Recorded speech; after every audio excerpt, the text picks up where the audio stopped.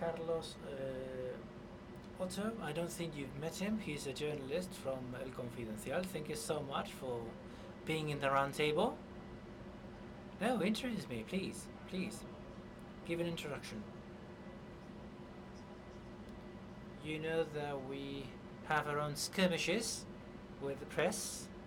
My first interaction with Carlos was, I don't give a shit about your colleague's opinion. That was my very first sentence to Carlos. He asked me to talk to the editorial team. My relationship with Carlos is extremely good. He's such a good professional and he's someone I can trust. This is all that counts in my relationship with people. And Carlos I can trust. We do things beyond journalism and hacking, like having arguments over Twitter. I'll have an argument with you later on, I'm sure. Do we have the remote control?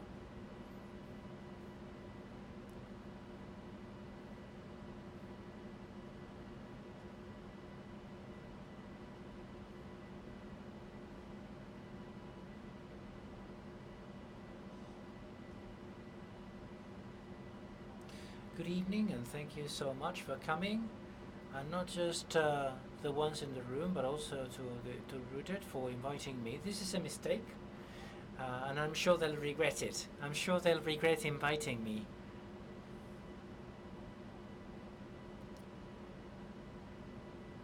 He knows I can be reasonably trusted. I have in fact committed myself to expanding the number of women present in Rooted. Anyway, let me introduce myself. I'm Carlos Otto, I'm 33 years old, a freelancer journalist. I work for several media. It's been around 10 years working for different media.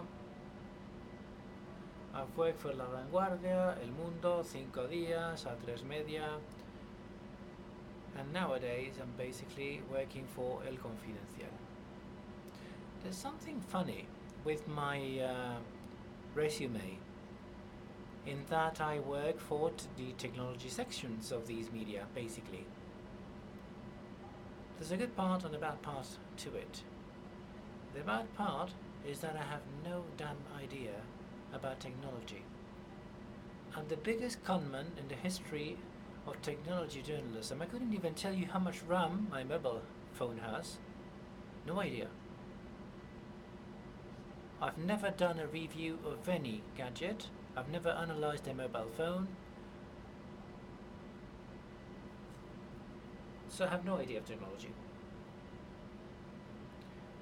As I said, I've never done any technology reviews, ever. Well, the only review I've done is one I made for electronic cigarettes.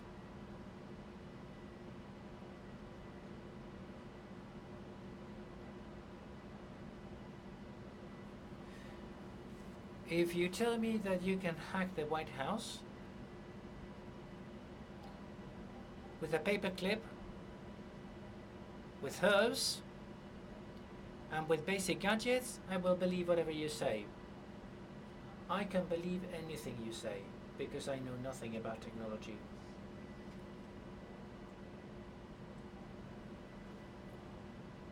So, what is the biggest conman in the history of technical journalism doing here? Let me explain that. I always use technology as an element to introduce any subject that I feel like talking about. In my newspaper, I'm usually referred to as the thief, because I always steal ideas from others. I always steal topics from others.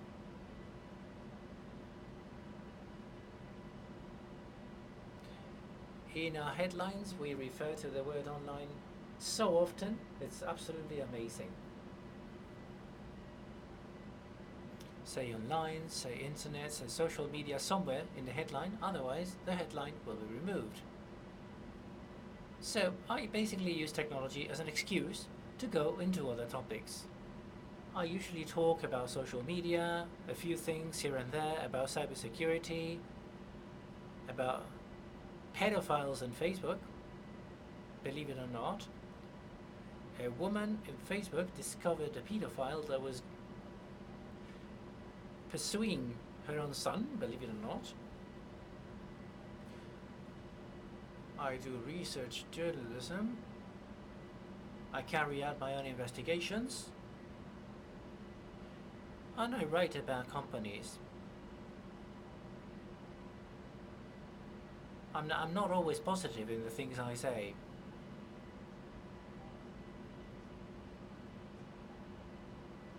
But I can assure you that I am a clear admirer of hacking and of the hacking community.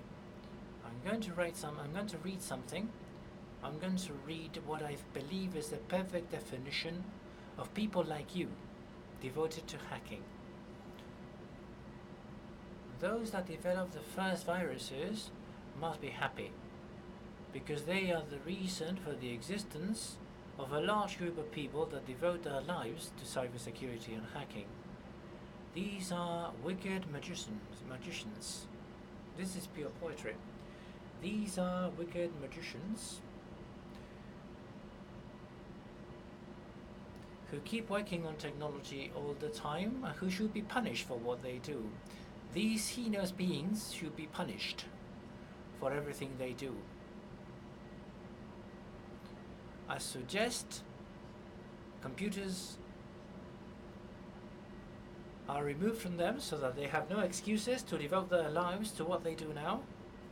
We should kick them out of the universe of information technology. We should prevent them from using the internet, from browsing the internet. We should make sure that no shops sell them anything in the world of IT. We should push them to go back to the Middle Ages of technology. These are not my words. I wish I had written this. This is so brilliant. This sounds really good.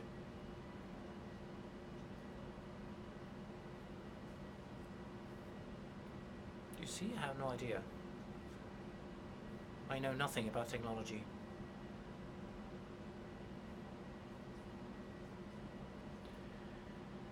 I don't want to be offensive. This is a woman that usually writes poetry that wrote an article about hacking.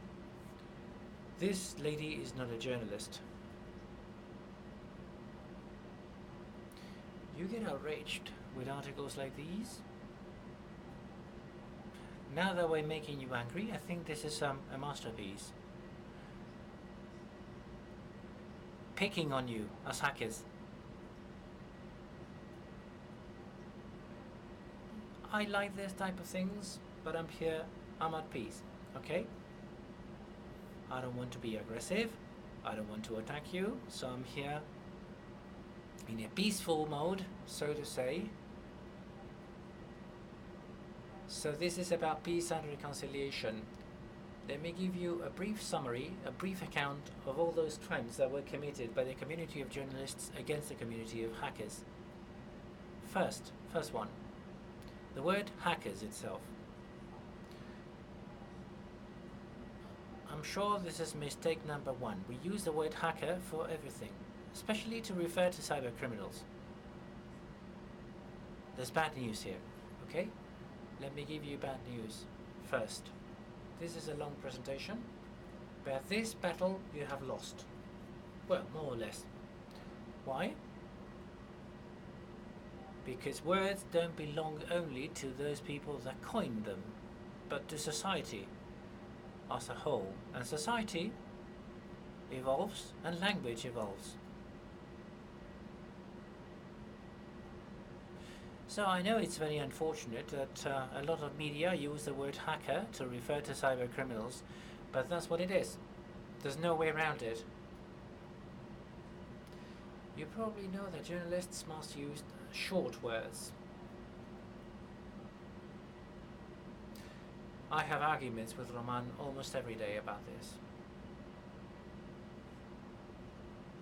Cyber criminals, that's a long word. It's too long for a headline, sorry guys. As simple as that, it's just too long. You will never see the word cyber criminals anywhere in any of our headlines. It's just too long.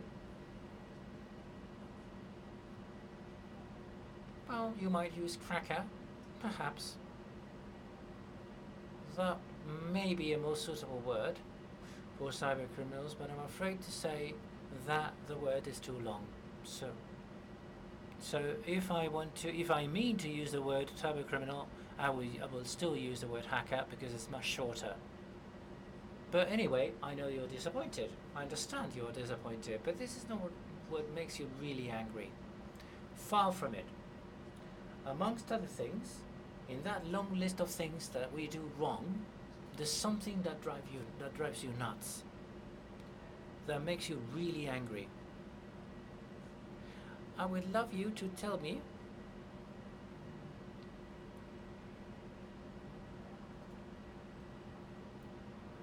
if you could please tell me what really bothers you about journalists. I will be showing images about prejudices, okay? Quickly, what drives you nuts? Us hackers, thinking about journalists and what we say about you. That's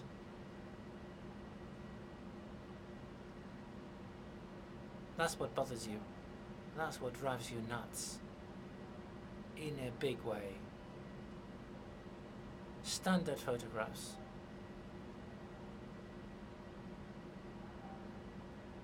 It might be this, or it might be balaclava. In the summer, by the way, hacking activity goes down because you cannot wear a hoodie. But never mind.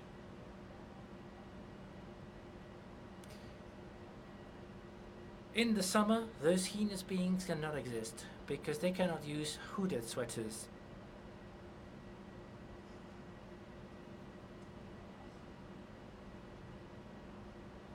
I've told you that I'm at peace. I want to earn your trust. And I know you hate these pictures. When you see a journalist using this type of images,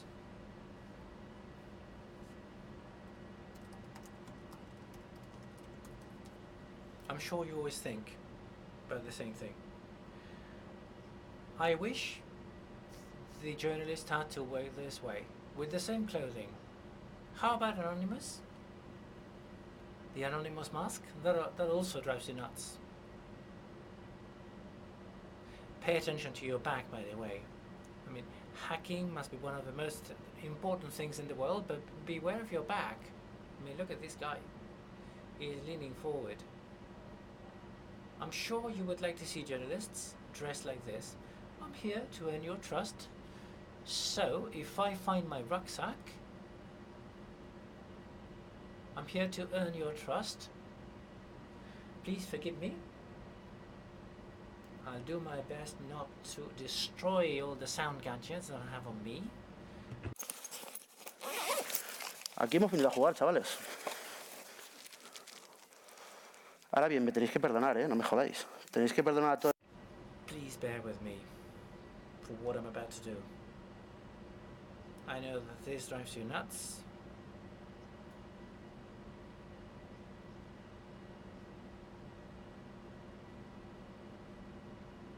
We play our role as little gods, and it seems that we know everything about everything.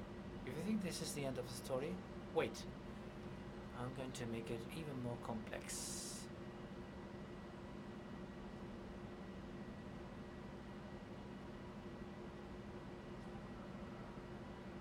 This rubbish I'm wearing, if you hear my breathing too much, I'm sorry about it. I'm having a bad time, to be honest. It's too hot in here. Anyway, as I said, I've come in peace. How can you hack using these masks, by the way? My hood. Thank you for reminding me.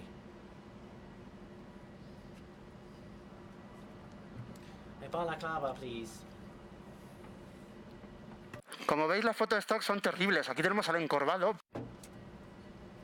So, let me look this way. And then we see this guy who is doing a bit better. He's a bit more posh. Perhaps he has more money, better equipment, and he has said to himself, I like this thing. I like hacking. Let's give it a try. But he seems to be wondering, how on earth do I hack? Okay, now I'm wearing the clothes. What should I do? Should I wait? This one is a bit better.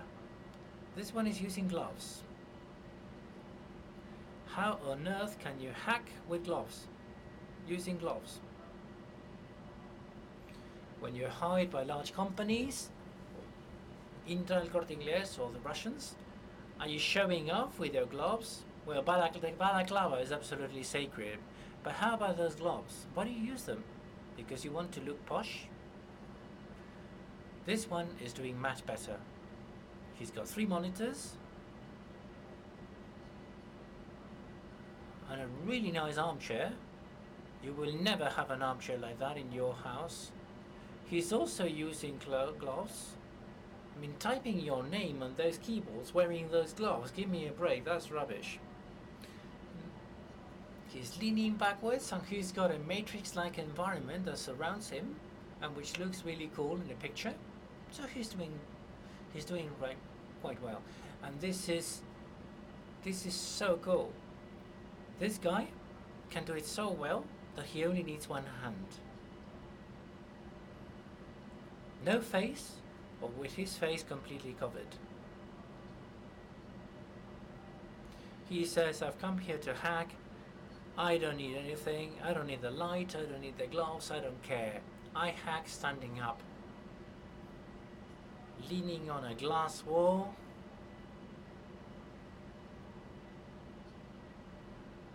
No problem with hacking. And this one is the best. The absolute best. This one is doing really well. I remember using a picture like this in Twitter. Dear IT friends, why do you hate standard pictures? I'd pay myself, I'd pay money to dress like this. This guy doesn't even have to look into the laptop to hack it. He's opening the laptop towards the world and he's stealing money from a big bank without even looking at the laptop. I have bad news. This guy would never come to an event like this. He might be watching RootedCON without streaming, without a connection to the internet, because he's so cool. And this is my absolute favorite. This is the best hacker. The one that can hack by using a video and an audio editor application at the same time. I mean, come on.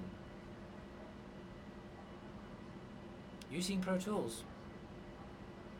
You've never hacked this way, have you? You're always bragging about what you do, but this guy is hacking using Pro Tools. He's cooler than you are.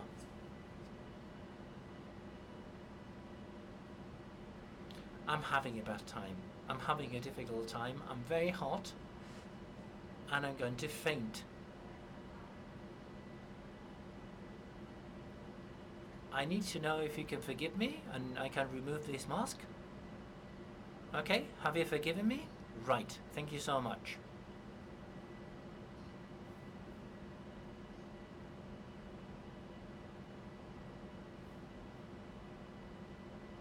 Can you hear me? Do you know how much I paid for this? €5. And you know the best part?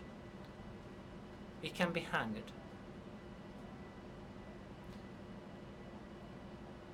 Don't leave the mask anywhere. Don't lose it. It's €5 in Amazon. I mean, hang it somewhere so you don't lose it. If it's okay with you, we'll now have a look at a number of other things which people do about hackers, and not just journalists. This is something that we've been seeing quite often recently. The hacker ate my homework, whatever that means. If you start thinking about Ana Rosa Quintana and her program, those that devote their lives to IT, like yourselves, probably recall this incident. I can assure you that I did my best to find the best headline. And it is not just that this wasn't an IT problem. She said that he had been a hacker. There are those that steal money from the banks, most of you here, and hacking my Twitter account.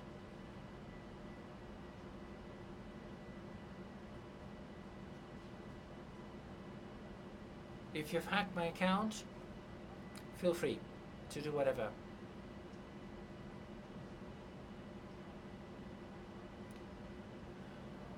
But try to be more flexible, like plagiarizing a book written by Ana Rosa Quintana. Another myth, you spend your life stealing money from others.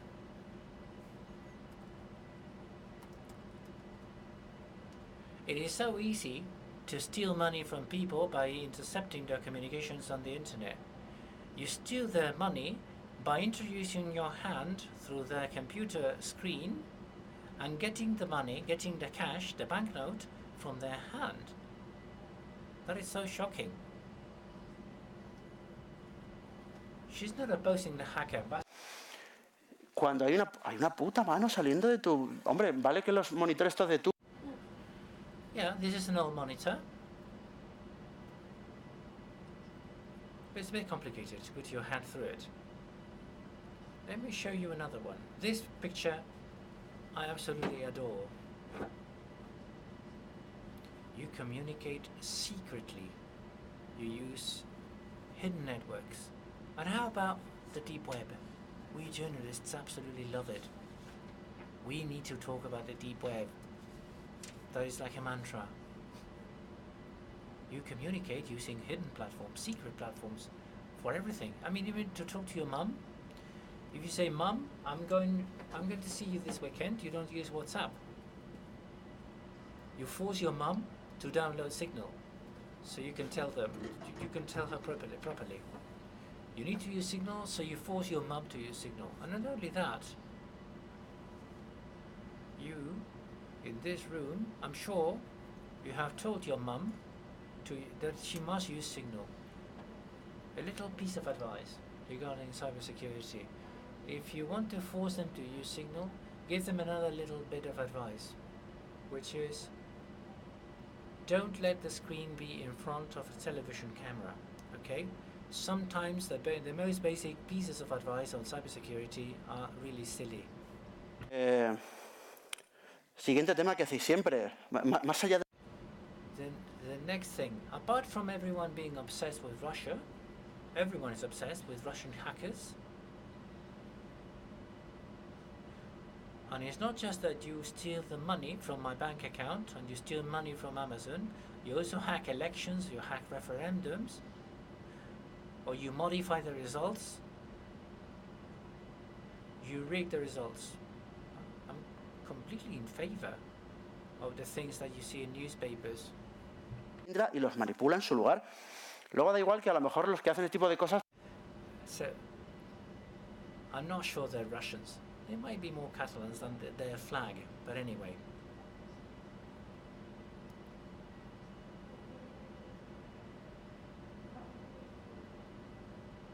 Well, that was the part of the talk where I was seeking redemption. I wanted to become a martyr and use my sense of humor to acknowledge all the things that we do. I mean, you've seen me using that mask from V of Vendetta. Someone reminded me about using the hood. Okay, that was the funny part of my presentation. Let us move on to the serious part. I was telling you before that I spend my time with technology. I tell people about a number of things. I cannot see you from here.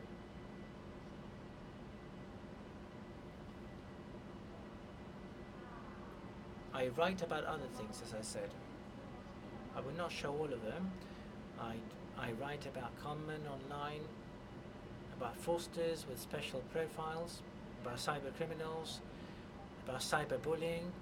I've done quite a lot in that field recently. This is about using technology as an excuse to introduce other topics. this is the central part of my presentation. Can we be friends as journalists and hackers? And my answer is yes. We can and we should. I think it was Paula who was posting this matter earlier on. Technology journalists, in theory, don't investigate.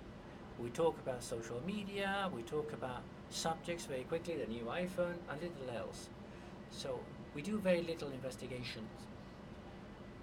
And then journalists who used to investigate in the past to get scoops are more senior people who have no idea about technology. Before, when I was telling your colleague, I was completely convinced. We have a beautiful opportunity here to get in touch with people that understand your industry, who understand how we need to communicate things. We have a golden opportunity to bring about investigations with help from people like you, from other industries. Let me give you some examples. I don't know if you've seen this guy before, Roman does. If I'm here, there is a reason. Last year, I attended this event, and Roman told me, I hope you're a speaker next year. I haven't come for what you said. This guy is called Didac Sanchez. I'll tell you about a headline from El Mundo.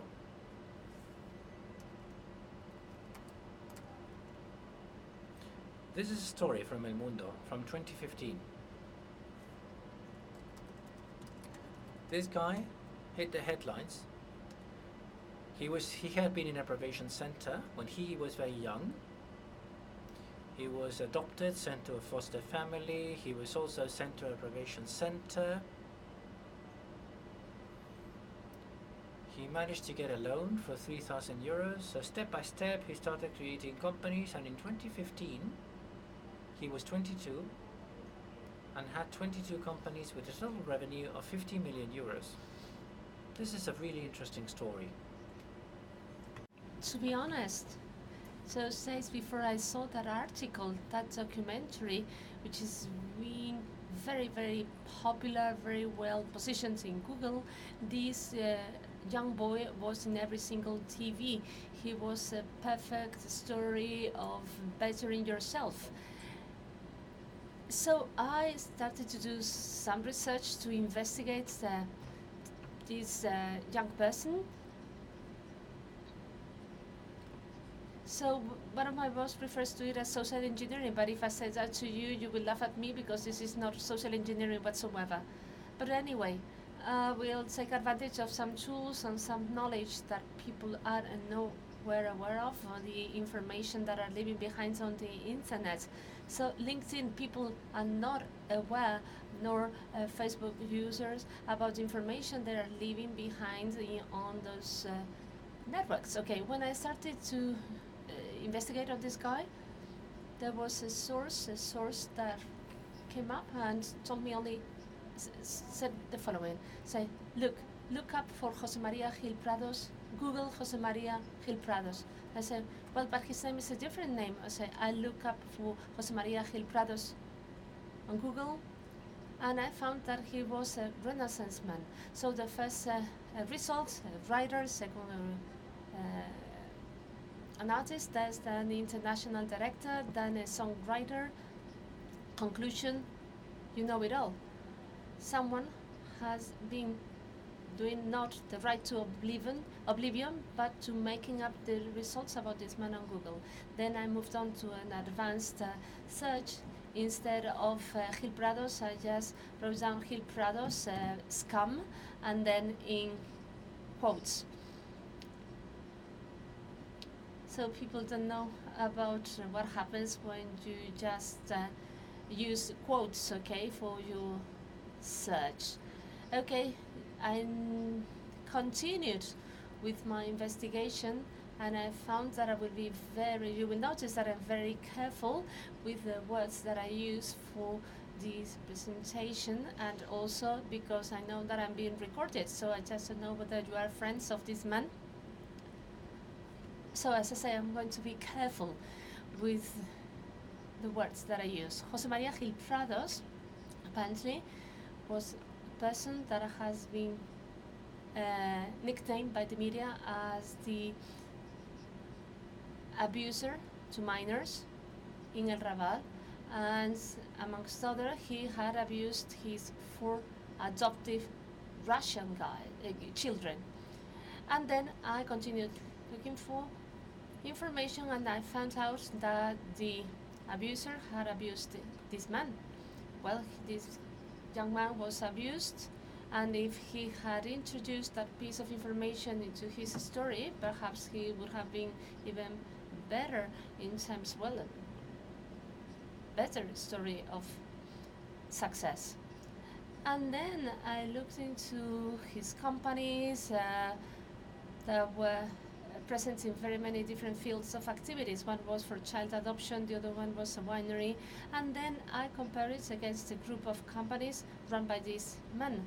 Diaz Sanchez, he had a surrogate pregnancy, some wine as well, and regarding the internet, he had a right to oblivion. So I started to see a close relationship between the companies of these 2 men. And well, the link was that unfortunately the abuser has abused this young guy. He says that his name is Diego Sanchez, but his name is Diego Jimenez Sanchez. Well, at the time he changed his name, he made it more Catalonian. But this man, when he turned 18 and Gil Prado was in jail, he visited all the media in Spain. He went to Espejo Público. You may find that on YouTube. He went to Espejo Público, the TV show, to confess that when he was 12 years of age, he invented sexual abuse, and he wanted this person who was in jail to be released because taken out from jail because he was not guilty. He took it to a court, and he got a rejection. So the other person, when he was accused of abusing his children, he went to school, but then the children said that they had made up the story. So 5 people denounce you because you abused minors, and at the end of the day, it seems that all of them have invented that. That's okay. We continue with our investigation, and we reached the conclusion that I'm sure you have already guessed. So he was replicating the conglomerate of companies of Gil Prados because he was bankrupt. He had a huge debt and the treasury, and we just published this article.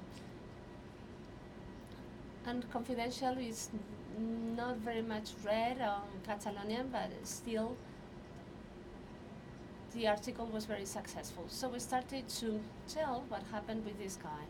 So a few days after he told about all the abuse he has been subject to, many people told us, so why is it important for you to say and to publish that this man has been sexually abused?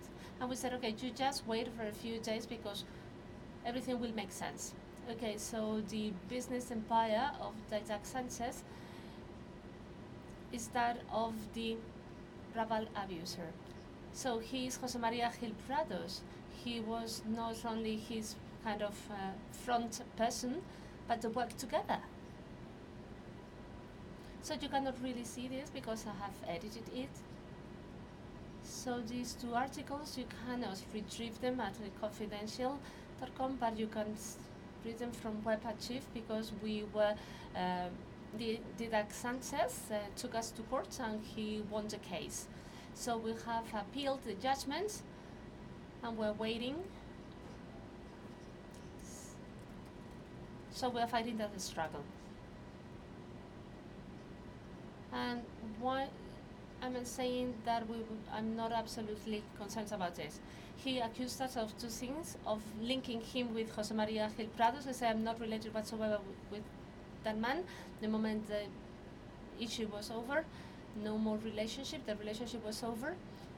And then he also claimed us because he was affecting some of his clients from Surrogalia, which is the surrogate pregnancy company. So we see the relationship between the companies of these two people. And what happened a couple of years later? So I'd like to say that I'm a highly patient person. So these previous articles were from 2015. This is from 2016 and 17. We continued with our investigation. He thought that we had stopped our investigation. Actually, I would love to give you much more information about the investigation that we did, but I'm sorry, I cannot do that. I cannot disclose that. Well, anyway, sometime later, we just published these articles. Problems with Didac Sanchez. Gil Prados is accused of sexual abuse in his company. We called him and he denied everything, said no, that was a lie. Then a few hours later, we got a phone call from the press, the head of the press department. But the result is this false article. Gil Prados had free access to my offices in the last 9 months. So this is a confirmation of everything we have said about him. And as I say, I am not bothered, I'm not concerned about the 2 articles being stopped or putting on hold. But actually we said to the judge, look, we've been accused, of establishing a relationship between the 2 of them, but this has proven that there has been a relationship, that they were related. And when we told to him, Prados, well, you lied at us. And I said, well, I'm sorry, yes, but you lied at us. And said, yes, I did. Okay, we have recorded you in video, and you admitted that you had lied. Is this article stopped? Not at all. So I can only give you some clues about it. So Didac Sanchez lives in between Russia and Ukraine. These 2 countries, well, ordinary countries. Don't you think so? For someone who is partnering up with people who was in charge of adoption of Russian children who were later sexually abused. And Gil Prados, well, we can say that there is a guy that has shifted from being a messenger to being the owner of 20 companies. So I want to show you this. So as I say, I cannot disclose many of the things that we did in our investigation. I'm sure that many of you are thinking about ways to find out more information, to gather more information. So, well, and I can tell you that we got help from people from the hacking community. At the end of the day, this is not only about hacking. So I just don't depend on you giving me information. It's the same as leaks. I have to verify that, I have to check that. This is a very nice work because sometimes journalists do not have enough time to investigate. If I only did investigation journalism, I couldn't make ends meet. So I do it out of vocation, I do it out of ethics. I find the time at the end of the day to do this type of journalism. But I would love to tell you everything I do just to come close to this type of people, to get information. I do good fun things really far away from the IT world. Some of those things sound like movies, but others are not, are more standard type of thing. So when you investigate a person, it could be a very motivating thing to do. That started in 2015. We are 2018 now.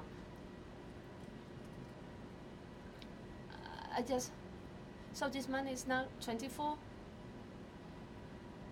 So I promise that he will not turn 40 without what you can kind of imagine. I mean, like being prosecuted and receiving judgment for it. Well, he was a perfect example of an entrepreneur.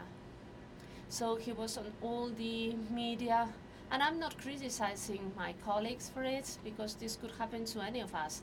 He was being everywhere. So his clinic for surrogate pregnancy has been closed down. He has been denounced by many of his customers, and well, his accounts are not sound anymore. So this case, those of you who were at RootedCON, Rooted last year, so I don't know whether Selva is this year or not. So if Selva is not here, I would just pretend that this is my investigation and not hers. No, well, with this I mean that just Selva Orajon last year gave you a presentation about Roy, this man on the screen. So this scam Don Juan, it's terrible, I could not negotiate it. Then we called it the dating scam or others. And this man was judged, received 2 judgments short ago, one for gender violence and the other one for scam. I don't know how many of you were last year attended this presentation last year. It was very, very nice because thanks to the first article that we published, a guy, a young man from Alcázar de San Juan, met this guy on the street. He was on a search warrant. No one would recognize him. This man recognized him, called the police, cannot give you more details about it, and he was caught by police. So last year, that man was at the RootedCON. He did not say anything. He was in the audience. Wonderful story. So, time left? 15 minutes. Okay, good. Okay, I will go fast. Okay. So, are you aware of Dallas Review? It's a Spanish YouTuber. I take it that most of you have the idea that YouTubers do nonsense things. Okay, you told me that, you harassed me, you bullied me. So I encourage you to forget about the idea that these are things only done by millennials, minor things, nonsense, things that only take place on the internet. Careful with that.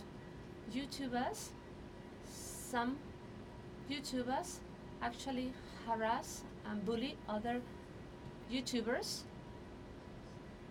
and they are actual criminals. And actually this investigation was very good, and we brought out things that not even the Dallas Review knew about it. Well, he didn't know that when the book was published, there was police waiting for him outside, and knowing what he was taking, he was taking with him to his hotel. And well, next, okay, this is the big bubble now. We will move on into Bitcoin scam. So you know very well that you have a lot to contribute. At Confidential, we just produced a guide to prevent being subject of fraud by Bitcoin. So this is a research that we did in Barcelona. We talked to 3 sources of jihadist terrorism. So this is for you to see the type of investigations that we do. So technology is not only about talking about mobile phones. Technology is talking about difficult things such as terrorism. And there I'd like you to be well aware that you play an essential role, that you can contribute a lot. Your contribution can be really, really of value. You may wonder, why should I collaborate with you? Well, yesterday someone offered you to volunteer as a cyber reservist. So there was a military person saying that, well, our army doesn't have enough freaks. We have to look for more freaks.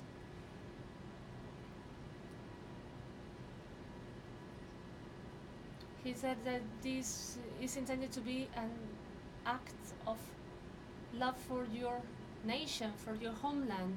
So it is not a question of you not getting any money, but doing it for love to your homeland. So perhaps what I am proposing to you is not that crazy, because this is for common good. So sometimes we wonder whether the work that journalists do bring out any results. Yes, but we do yield results. Sometimes we do things out of vocation, but it is true to say that when you take a reality that does not exist and you manage to transform it, knowing that you have done things well, with no manipulation, no nothing, then you have peace of mind. Didac Sanchez is a person who's got right to oblivion. He holds the time, resources, and knowledge, so that if you Google your name, the results that you will get are the results that he wants you to get. Well, I went to Panama to give a workshop, so he just they Googled Didac Sanchez, and then they got as a result our article. So it is a great satisfaction. So as I told you before, so advisors, but depending on whether they put more or less pressure to us. So I remember a communication director asking my boss to kick me off the company. So what happens that a few months ago I won a case in the court to a drug dealer who is in jail because of drug dealing and because of murder. So this man took me to court, and then after that I'm not afraid of anyone taking me to court. So this is the type of things that we like to do. Okay, the dark side of deleting your online, your past online. So I encourage you to read this. So this is an example of how you shouldn't do things because the mother wanted to take justice in their hand. But I can tell you very briefly about two things that I'm investigating on. So I'm investigating about a woman or a person. Well, I could give you more detail because she wouldn't even imagine that I am investigating her. She is not known to the public, but she will be made known. So it is a line of investigation which is quite interesting. If she commits crime, we will publish that. Surely she would never imagine that I'm behind her. I could show you a draft document with including all the work that I did. My boss tells me, well, this investigation research that you do, these investigations that you do, is very good for you to hide that you are a stalker. So I'm a bit of a freak here. And another research investigation that I cannot really tell you a lot about, you know what, who Harvey Weinstein is. So, well, many times it's been said, why not Spanish Harvey Weinstein have been singled out. So we can talk about that if you so wish. I take for granted that in this room we have police officers. So, well, let's talk about it, especially regional police from Catalonia. So at the end,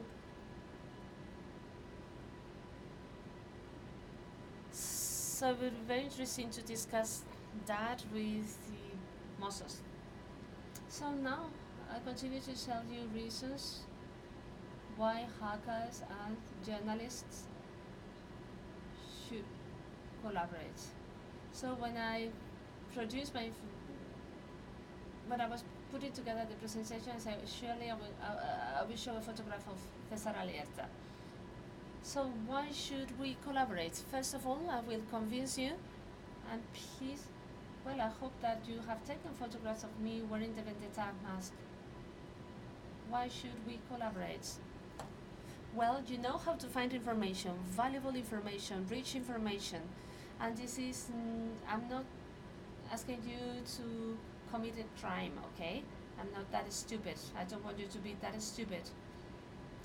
But I am saying that with absolutely legal tools, you have the skills to come out or to reach information that we journalists cannot reach to. And you can make it there. So we can also release abstracted information. What do I mean by this? Imagine that you have a person or a group of people that you found on the internet, whatever, and you cannot really do anything with it. And this is what we journalists do and refer to as debugging information or sanitizing information. I'm sure that many of you are not aware with what was done with WikiLeaks, but after Paradise Papers, Panama Papers, both hackers and journalists agree with the following. Releasing information, publishing information by the sake of doing it doesn't really make sense, because we may make mistakes. And do you remember when Otto was hacked? I made a mistake. I was in a rush. We published that very quickly. The text that I wrote was full of mistake. I published something that was not checked. So someone published that on Twitter. I published it. That was a huge mistake. So therefore what happened? That everything was published at the database of Asteroid. So even the name and the address of the person who has given 90 euros as a donation to Asteroid. So with this I mean that we need to sanitize and debug information before it is published, regarding the law enforcement agencies who are present here today. So you know how journalists can help in releasing obstructed information. So when a police officer wants to investigate on something, either because he doesn't have enough resources, or he cannot do that because he doesn't have a judge permit to do that, it's just to leak that, to exfiltrate that to a journalist, so that the journalist can publish it. And then you take it from there and you do what the police officer can go on with the investigation. So like those of you who do not collaborate with police officers more often than not are extremely limited. They want to do things well, they want to make investigations, and they cannot do it because they are limited. So we can help them, and we can also help you. Okay, third reason for collaboration. We will be protecting you. You may not believe me, but I swear to God that we will protect you. It is not true that when you are taken to court, well, you are forced to disclose who gave you the information. No, that is not true. I would never disclose the source of my source of information. And another reason, well, we did that before for Panama Papers, for Paradise Paper. We do that. This type of collaboration is out there. So we are two pieces that fit perfectly alright with each other. You know how you can help us, and we can also help you out. We can debug or sanitize information for you. I'm not going to ask you to investigate something for me, but if you find something and you want to publish it, I can help you out. But it is not only about me publishing it for you, my media outlet. No, it's not that. I can help you debugging content, to discuss what way to follow, what to do next. Sometimes when it comes to finding information and interacting with people, we know how to do it because it's part of our work. I can assure you that sometimes I arrange to meet a person to get information, and perhaps the person thought that I was just meeting him or her to have coffee. So we can help you out, we can share these tools with you. And what is most important, this is an ethical issue, this is an ethical question. I very much understand when we assimilate or make hacker synonym with cyber crime. And actually, I'm generalizing here. I know some members of the hacking community in Spain, and they have skills and aptitudes and strong social and ethical compromise and commitment. Well, probably some of you are bastards, but most of you are wonderful people. You have a strong commitment to society. You find things that you want to shed light on, so that people are prosecuted for that, end up in prison. So I can assure you that for Well, considering all the prejudices that you have for media, it is not about, at the end of the day, we try to do our best. Sometimes we have to, well, for instance, short ago I had a big argument with the company because I could not publish the two articles that are published at español.com, well, .es. And little else from me. Actually, I don't come here to push anything at you, to sell anything at you, and actually started my presentation with an apology. So I'm here to tell you, to try to convince you that we are at a unique situation in history. So we have young journalists, technology-oriented journalists that understand what you do, can help you communicate what you do. Well, if I end up saying that you are cyber criminals, surely you will tell me to fuck off and to forget about you, okay? As Roman did with the two journalists from El Mundo that he got angry with. Well, surely they will not work together again, and those journalists will never ever collaborate with anyone from the hacking community. But I am absolutely sure that this is a unique opportunity, unique situation, okay? We have to lead journalism investigations. We are at a time and age where the most important investigation is not about sitting with police, chief of police, okay? No, you will be the protagonists. You will soon be protagonists. And very soon, media outlets will be hiring hackers or security experts. I encourage you to do it. So it is a great opportunity for us to be successful, to carry out journalism investigations. It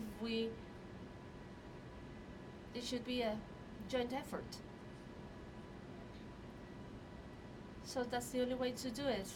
So we journalists have lots of questions and doubts. For instance, we don't know who M. Rajoy is. We need you.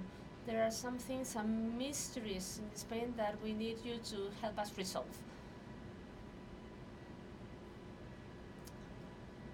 So at the end of the day, you may like it more or less, or you may agree more or less with it, but this is a unique opportunity.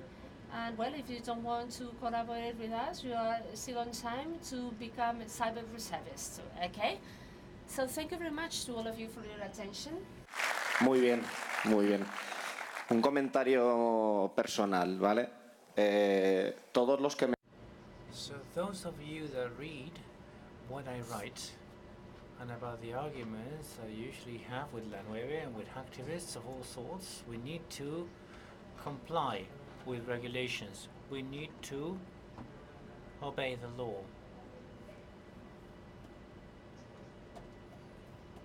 Having said that, ¿Vale? Ahí os lo dejo. Preguntas. Ahí hay una.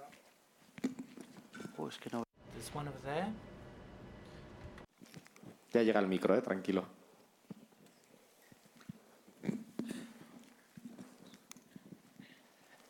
Buenas tardes. Lo primero, muchísimas gracias. Good evening. And first of all, thank you so much for what you have done here.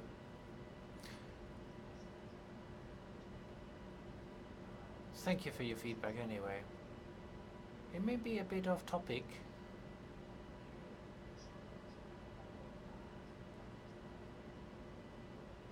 but this is not just about technology. Doesn't this happen in your profession with other industries? I know that there are professionals like you who are great in all the subjects they deal with, who are rigorous in their approach.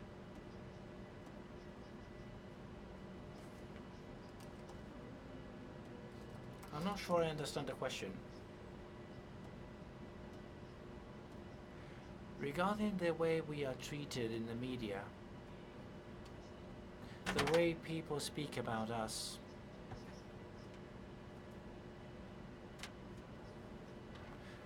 Doesn't this happen with other topics? Well, you're partially right. It happens with every industry, really. There is something I've seen recently which is very unfair with Salvados. It seems that Salvados is cool until they talk about something you know about. I think that's a bit unfair towards Salvados. At the end of the day, all industries believe that we journalists know nothing about them. We are rigorous, technically speaking, but we need to write with our readers in mind. So sometimes when we simplify the information we write about, we may make mistakes. So it does happen with other industries, perhaps with the hacking industry, especially. But everyone feels offended. I've talked a great deal about startups. I'm a bit fed up with them, and I can assure you, I was sued by someone who is in jail because of drug dealing and because of murder cases. His lawyer told me, my client has asked me to tell you that he really likes your articles. What a way to tell me that you've been investigating about me. It happens with every industry, I can assure you. Startups, for example. They complain so much, they're always moaning. And when talking about hacking, I have this feeling. I think I had a chat with either Roman or Jorge.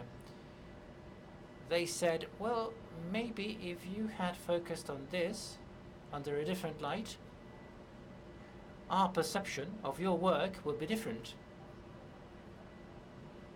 If we had Chema Alonso here, I'm sure the audience would split into two sides, really. I think there are good things and bad things about Chema Alonso. In general, I support what he does. He has shed some light on the on hackers in Spain in general, because he's so clear in his presentations. But all in all, I think that the image that the public has about you as hackers is clearly biased. Then I have to say that we are very lucky because Mr. Molis is the person in charge of cybersecurity in our newspaper. You cannot be an expert in everything. As a journalist, you cannot take for granted that you know about everything. So it happens with all industries, but a bit more with some of them. I'm fed up with articles about millennials myself, for example, or YouTubers. That used to drive me nuts. YouTubers are there, they publish a video, and that's it. They used to make me really angry. I forced myself to watch every single video by El Rubius. And you probably wonder, why? Well, I like him. It's not just his contents. He is usually playing around. I don't think I've ever used any video games. I'm not into video games in a big way. Far from it. But El Rubius sells himself. He is his own brand. But to respond to your question, yes, it does happen with any industries, with any subjects, with any areas, anything you talk about. But I do have hopes. I have hopes. I think things will improve. Any other questions? I don't see any hands. Paula and someone over there. I'm sorry to insist on this.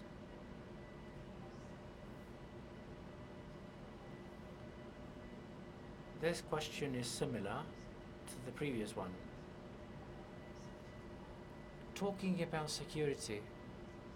Those who focus on security especially may hide a little bit more. We may have the same goals and use the same ethics that you were mentioning, but you as journalists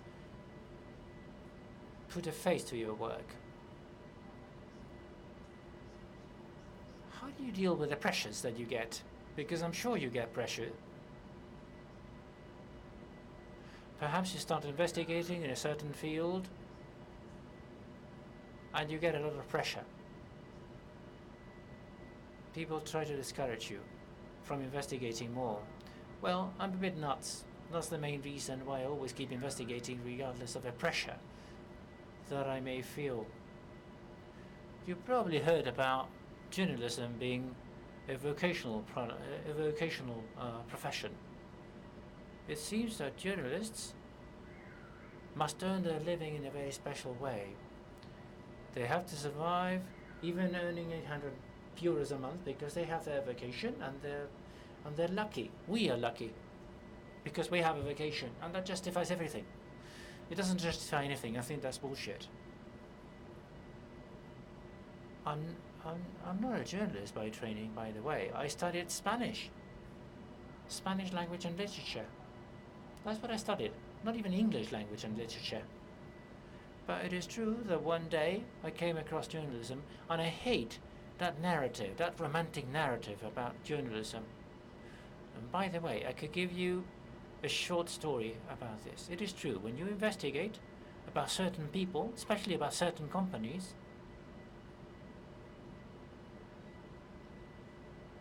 under normal circumstances, people would feel so arrogant about you, and things are now turning round. They're now moving the other way around. I'm not saying that you have to be really aggressive towards those companies or towards those people. When I talk to a chairman in a big company and that person shows respect because I'm a journalist, well, that has nothing to do with my ego.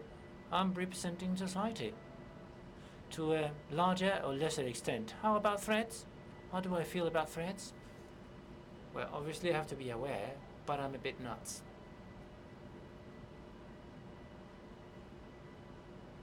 When you see certain risks and when you see certain people interested in stopping you, well, you feel like even more encouraged to keep pursuing the same goal.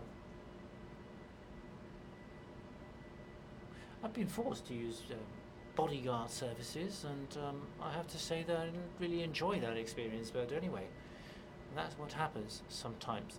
But as I say, I'm a bit nuts, I'm a bit crazy, and when you're motivated and you're eager to find out whatever can be found out, you don't mind threats. You don't like them, but you don't mind them. And the last question, you are the only obstacle between people and free drinks outside. Can we be friends? No. I should have said that instead of giving you a one-hour presentation.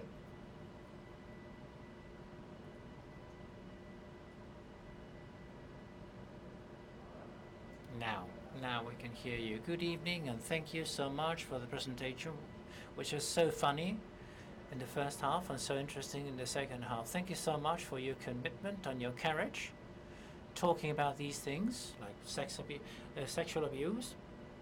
During your presentation, I was wondering about something. Where do you draw the red lines, or who draws the red lines for you regarding the investigations you carry out? And by the way, you made a comment about something. You mentioned the police and judges. I'm not going to say whether I agree or not, but where are the red lines? Who draws the red lines? Is it you? Is it your newspaper? Is it your degree of commitment? Well, there's 1,000 things you need to consider in your mind. Officially speaking, I'm a freelancer, but I'm basically part of the staff there. There are many things that I start without telling my boss. If he knew about them, he would stop me. If you've started the work, well, it's easier to convince your boss. What I wrote about the police, well, you've heard about what I said.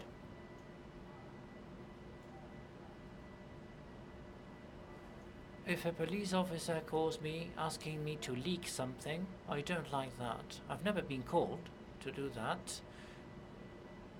But I do remember conversations with police officers telling them this is what I have. The police officer then gets additional details, but he's told that I should stop, and I'm giving a little bit of information.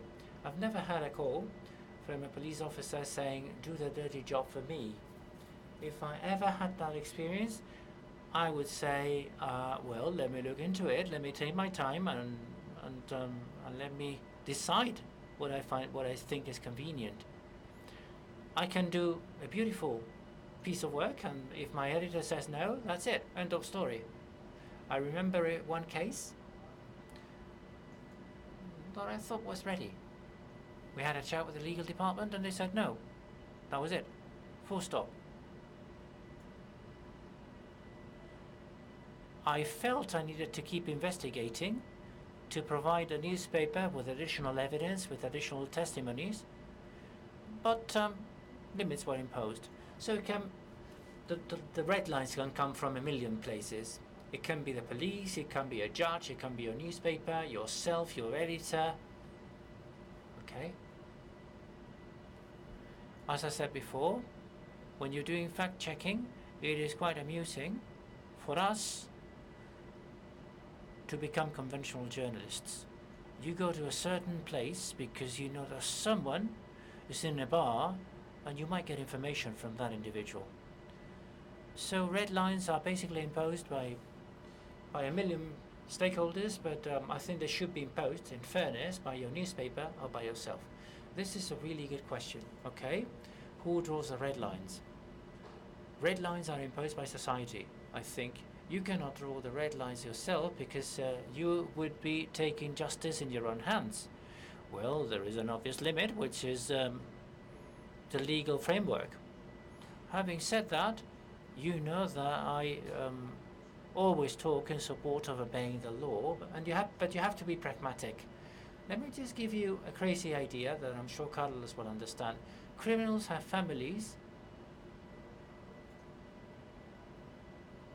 and families may judge the criminals. Sometimes we have a mandate from court that is not favoring society but the family of the criminal. I'm not sure I'm explaining myself properly, but we need to draw the red lines ourselves, but also there are some other red lines that are imposed by society. Sometimes, unfortunately, and I will probably regret saying this, sometimes, unfortunately, you have to get your hands dirty in order to achieve something. But this is a very serious thing, and I'm not going to discuss this now. Thank you so much, Carlos. That's it for today.